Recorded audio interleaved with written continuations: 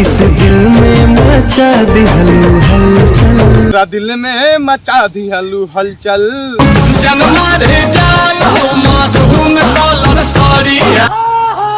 अरे जान मारे जान हो मरून कलर सरिया।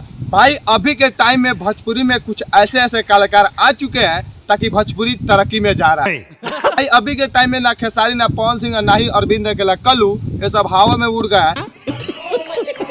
खैर पवन सिंह तो अभी इलेक्शन के चक्कर में पड़े हुए हैं। खेसारी लाल सॉन्ग भी ला रहा है, तो ऐसा ऐसा घटिया सॉन्ग ला रहा है जो ना ही ट्रेंडिंग में जा रहा है और ना ही वायरल हो रहा है और ना ही अच्छा खासा व्यूज।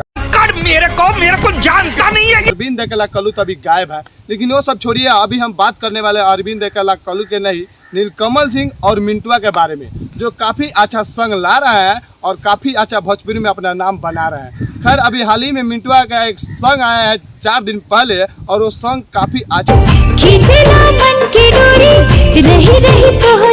सॉन्ग का हम टाइटल देखे हैं, तो मेरा भी मन किया है कि इस सॉन्ग को सुने और इस सॉन्ग को सुनकर आप लोगों के बीच धरे और आप लोग भी इस सॉन्ग को जाकर सुनिए। कि हाल ही में नीलकमल सिंह भी एक सॉन्ग फिल्म का सॉन्ग था जो मरून कलर सरिया, वो फसल फिल्म का सॉन्ग था, वो भी सॉन्ग आज 50 मिलियन व्यू पार कर चुका है और उस तक फिल्म का गाना आज तक भोजपुरी में नहीं लगता है कि कोई गाया है।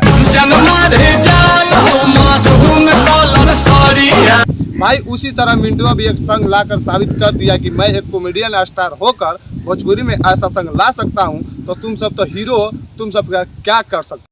मेरे को जानता नहीं है। लेकिन ऐसे भी कुछ हमारे भोजपुरी में कलाकार बचे हुए हैं जो भोजपुरी के ऊंचा लेवल तक ले जा सकते हैं, पवन और खेसारी से भी ऊंचा लेवल तक। हालांकि मिंटुआ ऐसा गाना लाया है जो परिवार के साथ आप लोग बैठकर इस गाना को देख सकते हैं और इस गाना को सुन सकते हैं।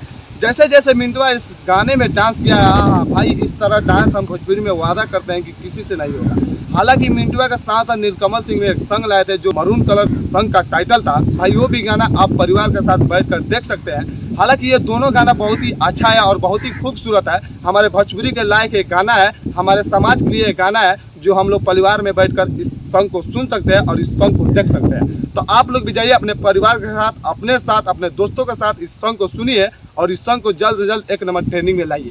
तब तक के लिए जय भोजपुरी, जय समाज।